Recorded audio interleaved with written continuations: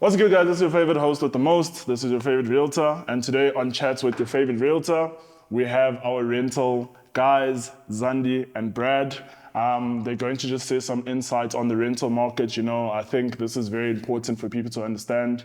I hope you guys enjoy it. This is the second episode, so much more to come. So before we get into it, as always, I'd like to just introduce them. Then they're going to introduce who they are, what they do, where you can find them. And then, we'll just take it from there. Bradley, how are you doing, brother? Good, how are you? I'm nice. I'm happy to have you on the show.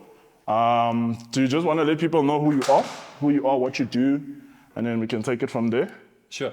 So my name is Bradley, as Noah's introduced me as. I'm one of the co-founders for Stoic Realty. Myself and Zandi run the rental side of the business, so all the procedures, all the backgrounds, all the updating of clients, that's me. Hi, Noah. Hi, Zandi. Bradley. My name is Zandile. I'm the executive assistant for Stoic Realty. I've been living in the Eye of Africa for about 3 years now, and I've been working with Stoic Realty for a little over 1.5 years. Yeah, I work with Bradley mostly on the rental side, and I think he mentioned everything that we do together. So we're a team. Okay. And then just to obviously, before we get into the intricacies of it and all that, how's the rental market? I've heard that it's stressful. You guys drink every day. That's the reason why I didn't go into rentals. All the news that I was hearing about rentals and everything, I was like, I don't think I want to go into that if that's going to be the pressure. Is it as they say it is? Is it pressures like that? Let me answer this one. So we actually had a meeting with someone this morning, and he said the exact same thing. And it's very common in our industry to say rentals is tough or a lot of headaches, which is true. It's just there's a lot of moving parts in the rental side of the business. Where you're dealing with a landlord who's on most occasions it's one property that they own, so it's their only investment. There's a lot of emotion involved. Okay. The tenants, when there's a lot of demand, like the market we're in at the moment, there's a lot of tenants who are applying for the same unit and putting us under pressure in getting that. Okay. But it teaches you a lot of lessons. I think that's something that I'm grateful for being in the industry. Is a lot of lessons come out of being involved in rentals. You tend to, I think in the beginning, if you first get into it, a lot of things can frustrate you, a lot of things can irritate you. But as Andy's experienced, you build a lot of composure through it all. So I think it just depends on how you handle it, and setting expectations for both sets of clients is important. And once expectations are set, it's a lot easier to deal with from there. Okay, I like that. So it's not as bad as they make it seem, but it's bad at the same time. I think if it's managed correctly and if you have your processes in place, it's probably a bit easier. Okay. But it's definitely a lot of moving parts to it. So. Okay. And then Brad, just obviously since I have you on the mic still, I just wanted to kind of find out, can you just share some insights in terms of like the market trends in terms of the rental side? You know, what's the hottest of the hot and what's the lowest of the low at the moment? You know, what are people renting? What are they going for as of late, you know? Okay. I'll give my insight and then hand over to Zandi because she does a lot of the viewings. So okay. She's dealing with a lot of feedback from people. Okay. But at the moment, interest rates are high. Yeah. People are struggling with affordability across. This is from our cheaper units all the way to our most expensive houses. Okay.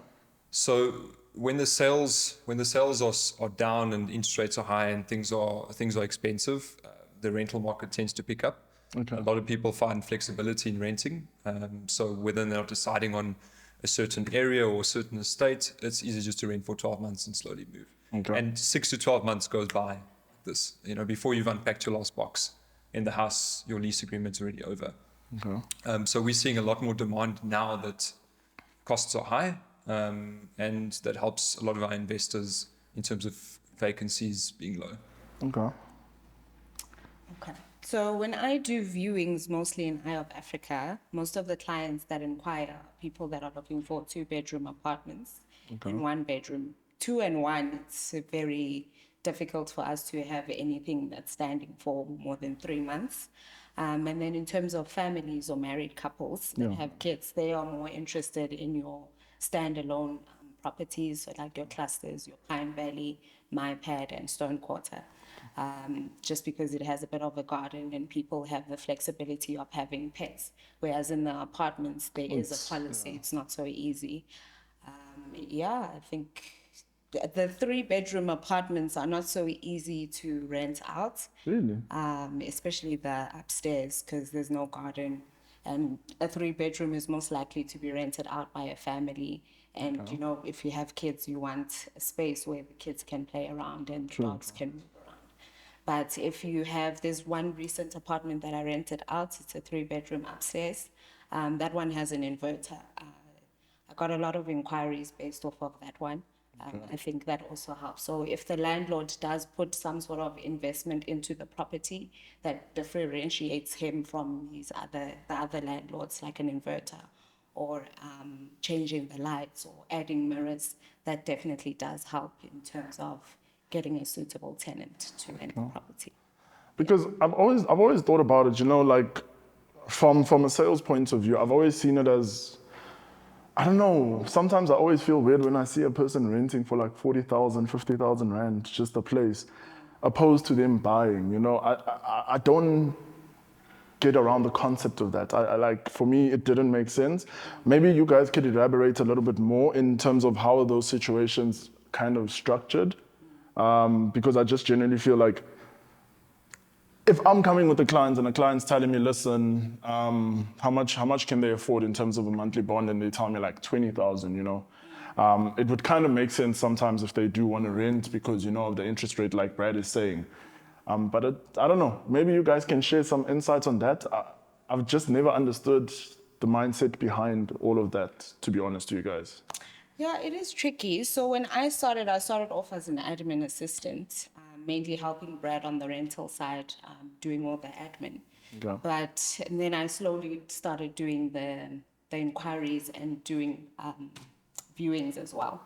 So in the conversations that I've had with clients, a lot of them come here because they like the lifestyle, they like the setup of Eye of Africa and the security. And I mean, it's a luxury. It's not so far away from all the prominent cities in Joburg. So when they do come here, a lot of them have the plan of buying property within Eye of Africa. So they'd rather rent out maybe for like a year, 2 years, just to feel the environment, to see if they actually like the place, and then they can actually settle down.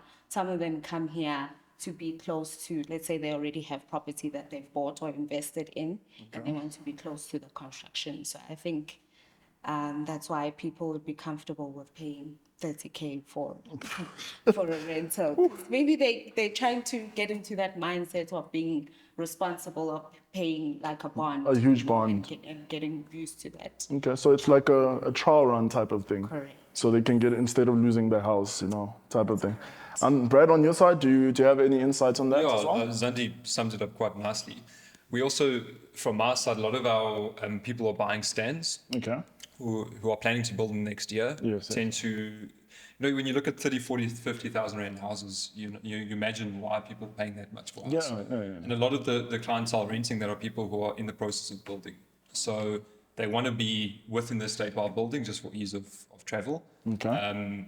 And, you know, affordability is not normally an issue because the house that they're building and constructing is going to be costing them the same amount. Another thing we see is we in Joburg, there's a lot of hustle, a lot of bustle, a lot of guys doing their own thing. So we've got a lot of self-employed people running businesses, factories, you know, sales even, I would say. True.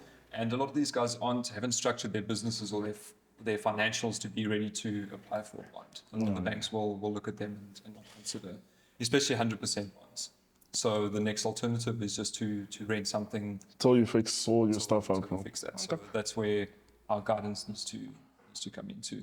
And then just to find out with you guys, what are the common challenges that you face, you know, within the rental space? I know on my side with sales, you know, I kind of spoke about it in most of my segments, which is tips and tricks, kind of like speaking about pre-approvals, speaking about, how to sell your home and all these certain things. What kind of challenges as a rental agent do you come across when you're doing within the rental market space? I think I know Zandile will have a long list, but I think from the landlord side, Okay. if no expectations are set in terms of our responsibilities and their responsibilities, Yeah. I think that's where we find a lot of problems. So if we can set those expectations from the beginning, it makes it a lot easier. But a lot of problems stem from communication between us as the agency and the landlord. So if the landlord is expecting certain responsibilities during that lease term that we don't offer, we start seeing issues in terms of who does what. And also when the landlord doesn't understand the true responsibility of being a landlord. There's a lot of things, especially we see a lot of issues on maintenance of properties. Landlords don't understand that you still got to be paying or upkeeping your property in terms of the standards in the area that you're in. Whether that's painting every year, whether that's doing the outside of the house every 2-3 years, that can become quite costly. Yeah. So that's more the issues we see from the tenant side. I think I'll hand over to Zandi, but if I can sum it up in one or two things, I would say it's communication. Okay. If things are happening where the tenants isn't involved in communication, I think that's where a lot of issues stem. Issues stem from. Okay. I think from my side, one thing that I've noticed when I was working with Brad and we were restructuring our lease agreements is that a lot of the tenants don't read the actual whole documents. They just sign where they need to. And I mean, granted, like we all We're in a hustle often bustle. do We're that. quick. I We're mean, quick. Yeah. no one sits there and reads the terms and conditions. But I think if you going into a lease agreement with anything, you need to be thorough and read what's actually in the clause and what's actually in the lease agreement, because Okay. that prevents a lot of, oh, but you didn't tell me maintenance. If I break a toilet seat, for an example, it's going to be my fault. Or if I move out and I need to make sure all the light bulbs are working. All of that information is stipulated within the lease agreement. So then there comes a time at the end of the lease, then when we charge you for all of these things and it's deducted from your deposits, then it's like, okay, you guys are working against me. You don't want me to get my money back. And then words are exchanged from the tenant side. So I think I've grown a lot because you need to understand that Brad always says that you need to understand the tenant's frustration and anger is not about you. Moving is very stressful for anyone. So when words are exchanged from the tenant side to you, it's very important for you not to take it personally and to be as professional and understanding as possible and try to put yourself in the tenant's shoes. I'd agree with that also in terms of the sales point of view. Because I also feel like with us, everything is all gloom and wild, roses, daisies, till we get into that last segment, when we're getting into from lodgement to prep to registration, that whole process. I just feel that's where you see the true anxiety of both seller and buyer, You'll get maybe from the seller's point of view, they stress like, okay, my things are not moved, I haven't done this. And then from the buyer side, they were just stressing to get into their house. They're planning this and that. So I get where you're coming from with that, in terms of it's not us. It's not directed to us. It's mainly with their own issues that they have going. It's just they don't have maybe a channel to channel it through.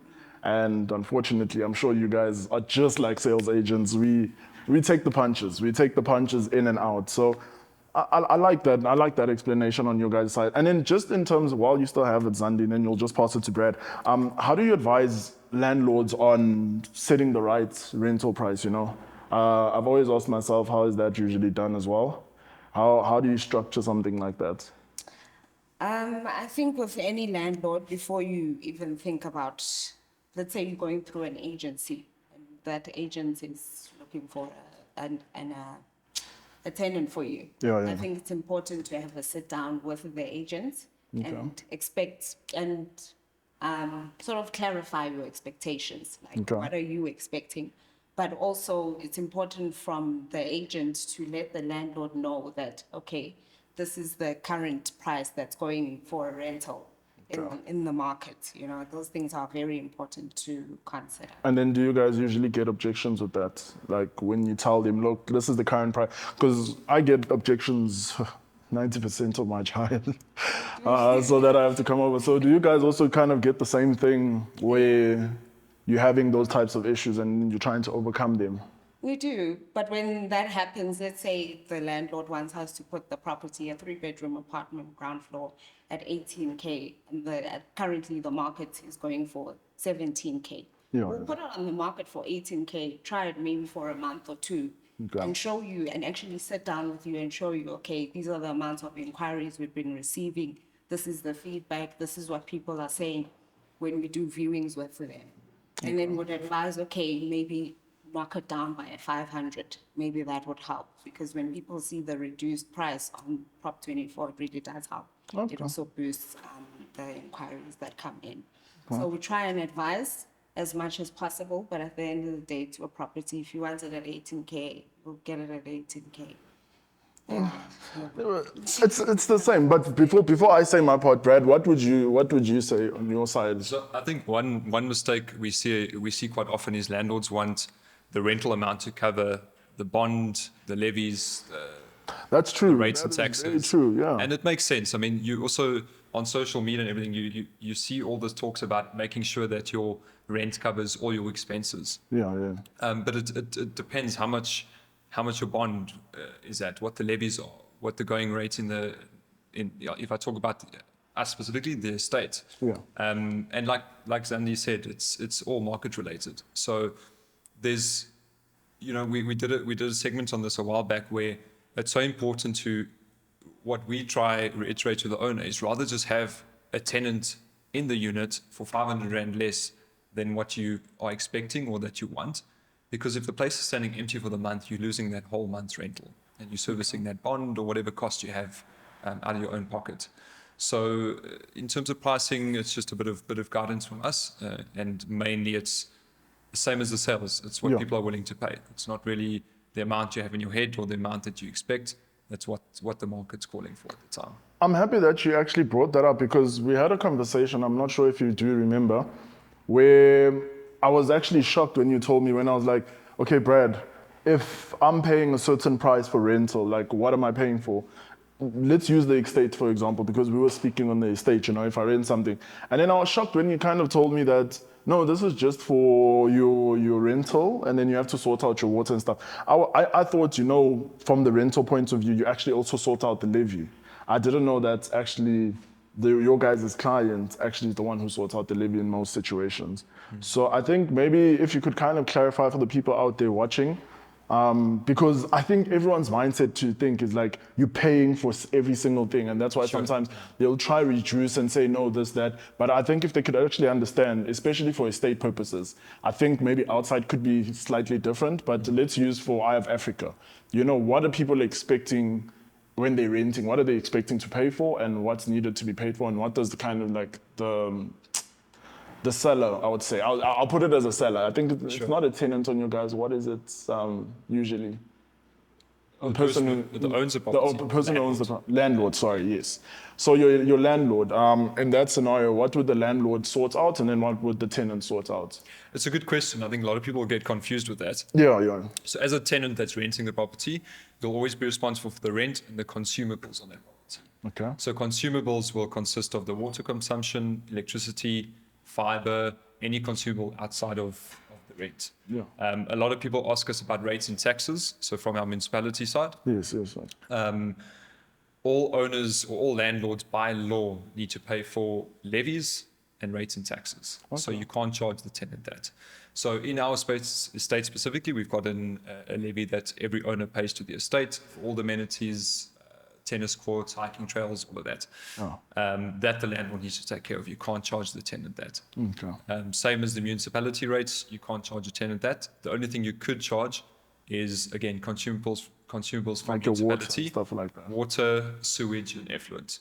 Okay. So those things you can charge, but the rest outside of that is all tenant's responsibility. And so in our estate, specifically, electricity, water, and fiber.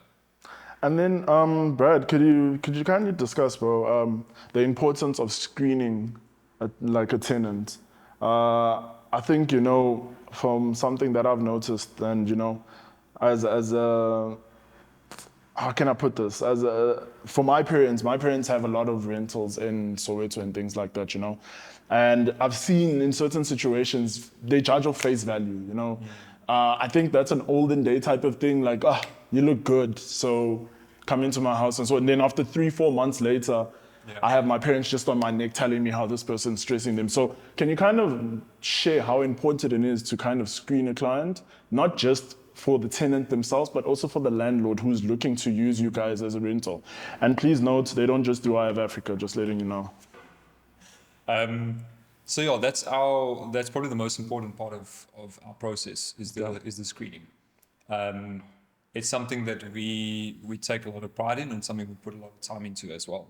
And it shows. I've personally done over 500 rentals, and I haven't had one eviction through that. Yes, I've had people losing jobs and moving out and not paying their rent or moving early, which is part of the risk, unfortunately. Okay. But the screening is the most important, and that starts from banking conduct to credit bureaus to even sometimes checking with employers if they are working there, how long they've been working for. Okay. So collecting all the fee is the most important part, just to understand the client. Yeah. And then cross-referencing everything from the credit report to what they've sent you as well. That's probably the most important. It's easy for us to decline application based on supporting documents that aren't present or credit checks that have come up as a fail, if we can say. But again, sometimes we will find tenants that do maybe have an issue on the credit profile. For example, schools love to list individuals as non-payers if they don't pay their school fees. So that's something we see very often.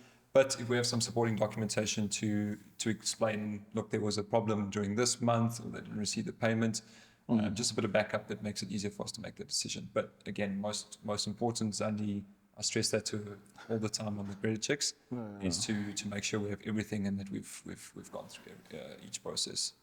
And then Zandi, would you like? In addition to that, Yeah. I found that when I do viewings, so I like to have a conversation. I'm not just going to go in, stand there and say, view the house. So as we're walking through, I ask, where you coming from? Where do you live? How do you get your money? What's your source of income?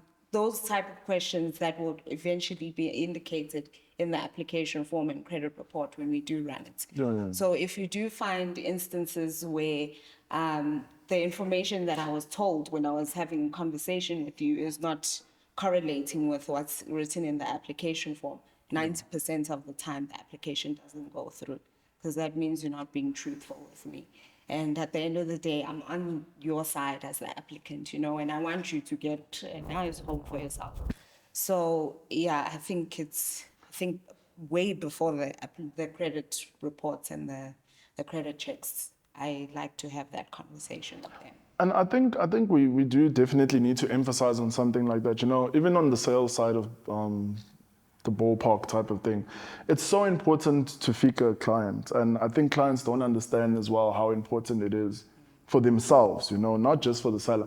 I think most of the time maybe it might be looked at like we're doing it more for the landlords and the sellers, but it's not for them. It's for you to actually have a peace of mind, kind of like also going back to what I was telling you guys, with the segment that I have with tips and tricks, it's so important. Like, yes, it might sound redundant with me keep on saying it and saying it and saying, but it's very important because it kind of also helps not just you, but also the person who's helping you kind of figure out, because I don't know if you've noticed with the rental space, but with the sales point of view, if I don't qualify a client, I'm showing you everything, then you're in love with something. And then when we actually do checks and stuff like that, you can't even afford what you love. And then the whole process, you don't want to do it because you're like, So I don't know if you guys also go through something similar with the rental. Obviously you don't because you do the checks.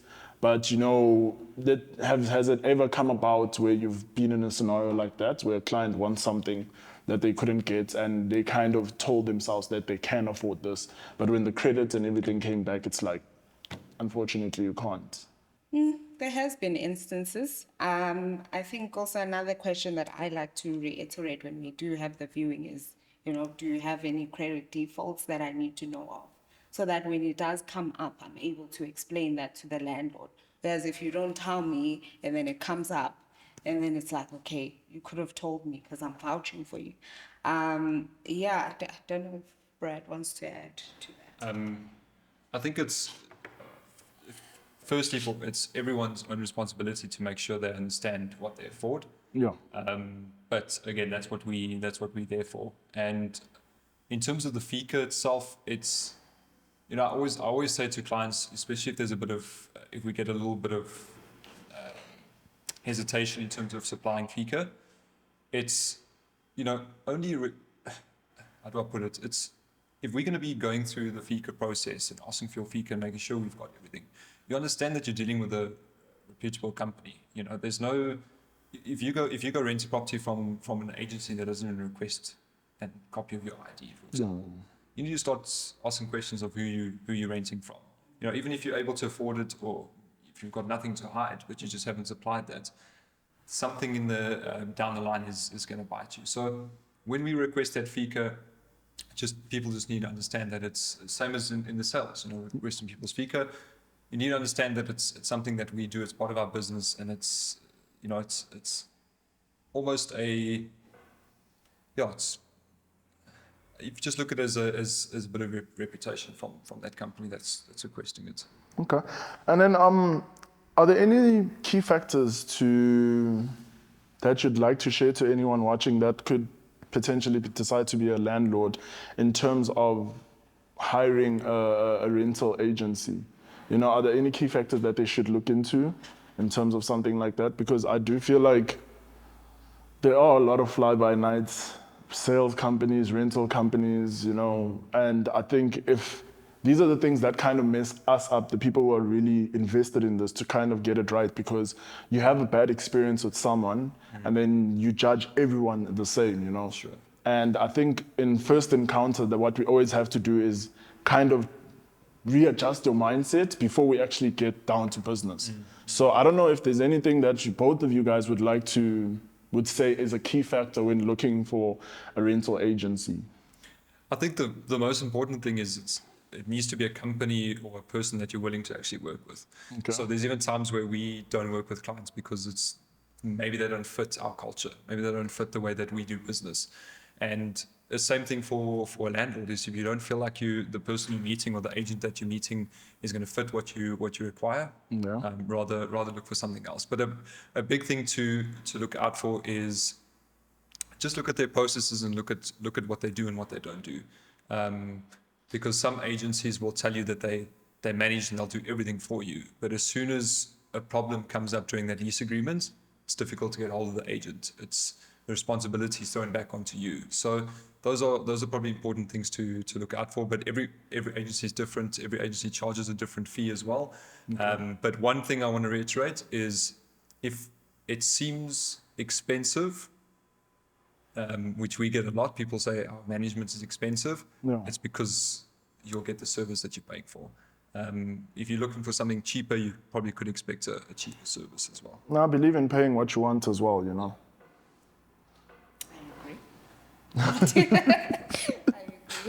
Okay. I don't have anything to add, I think. And then just in terms of, I think this will also bring you in, Zandi.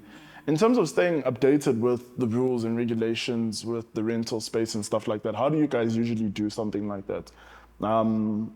Is there a certain site? Do you guys attend lectures or something like that to kind of just be updated with all these changes that we're always getting? Okay, so there's a credit bureau that we use. It's called TPN. I'm not sure what TPN does. It stand for something. Should know this. It's called TPN. Let me just cut that out. That's where we do our credit checks, and they have training as well on YouTube. Their customer support line is also quite good. So if you do let's say you run a credit check report, and for some reason, I had an instant where I was doing like an ID verification and the person came up as deceased. So this person was of Zimbabwe. He's from Zimbabwe, but he has South African citizenship. Yeah. So the ID that he was using was obviously under someone else. So that does help a lot. Everything else did check up, like his bank statements, his credit check was good, but the ID was totally different to him. It was a whole other person. So that really does help. And they do have like a support line where you can say, okay, you can flag this person for the next rental company that vets this person out. Okay. Yeah, to be careful. So it does help in that sense. On your side, Brad? Yeah, TPN's got a good support line. I think they also do a lot of workshops that Zandile also attend. But I think just being in the industry, you're always aware of what's changing and you're keeping up to date of legislation as well. Also having an attorney on your side, someone that's a partner in your business helps a lot as well, because you can always rely on them. But most importantly is you understanding the legislation and keeping up to date with it.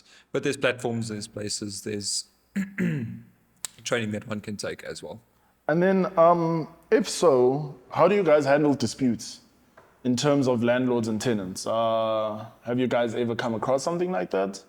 And if you have, how do you kind of be the middleman to kind of sort it out? Yeah, it's a good question. Also, being the middleman sometimes can be very challenging. Take the punches Yeah. all the time.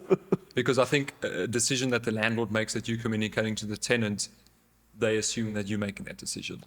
But yeah, if there's any disputes, which we do have on a monthly basis, especially on rentals that we aren't managing, and for people that are watching, you get a procurement contract and a management contract. Procurement basically means we find the tenant, we place the tenant, and the communication between tenant and landlord is communications between the two of them. Okay.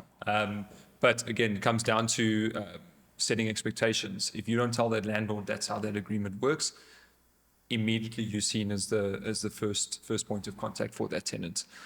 We've had instances where landlords pay deposits back late to the tenants after they've moved out, and the tenants think that we're holding that deposit. And then there's obviously disputes between that. But I think for us, it's because we deal with it every single day. If we are just communicating what's on the lease agreement and just making it sense between landlord and tenant, that's normally what we're there for.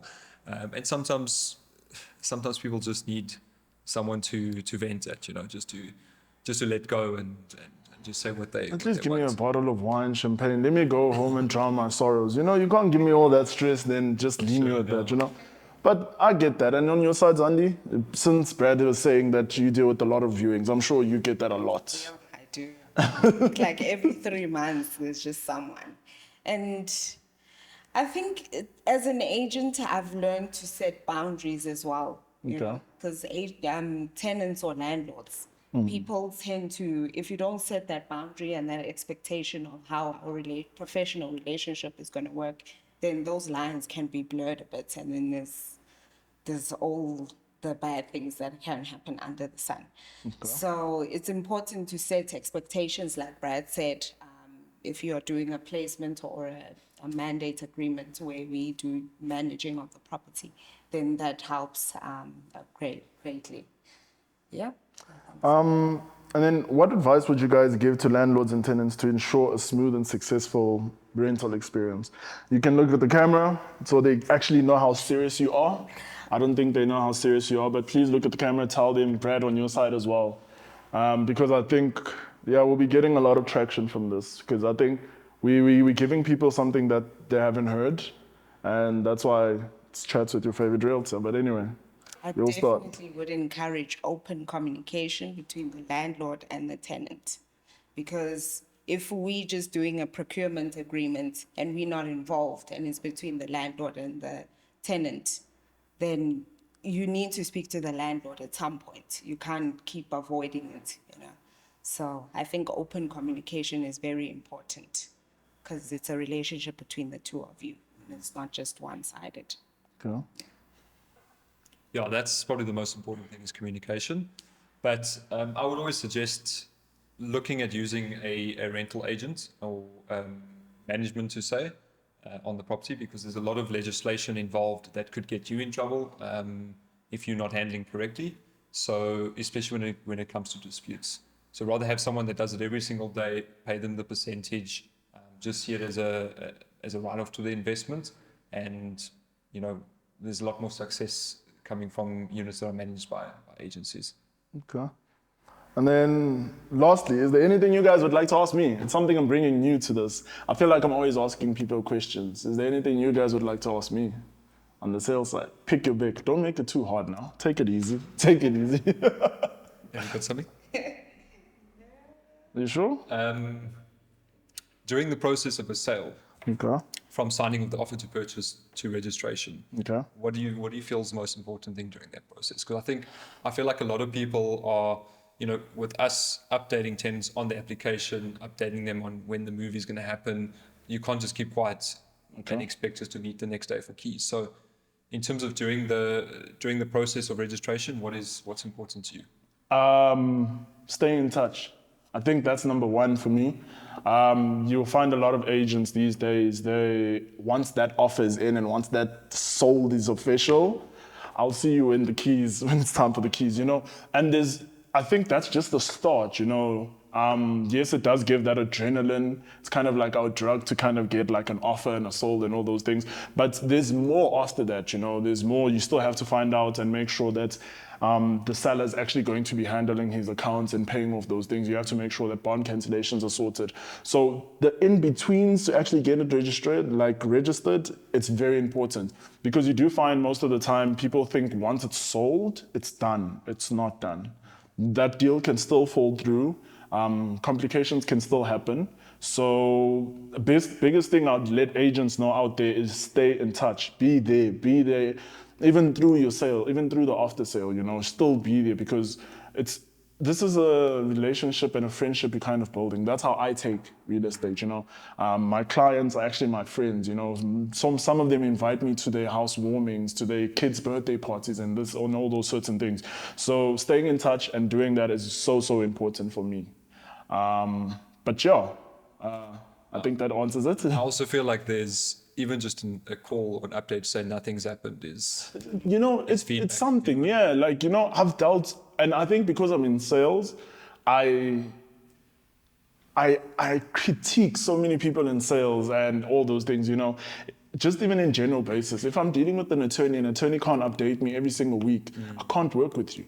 Even if you're telling me, even if it's a 5-second conversation to say, no, nothing's happening, shut, I'm done. Yeah.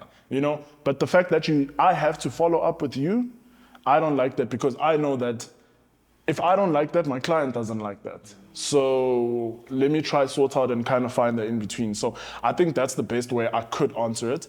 But before the camera people cut me off, I'd just love to say thank you very much, guys. Just before we leave, can you please just let the people know where they can find you, your socials, and just kind of also, I'll try to get the team to kind of put it down somewhere, down there, wherever they are. Yeah, somewhere there.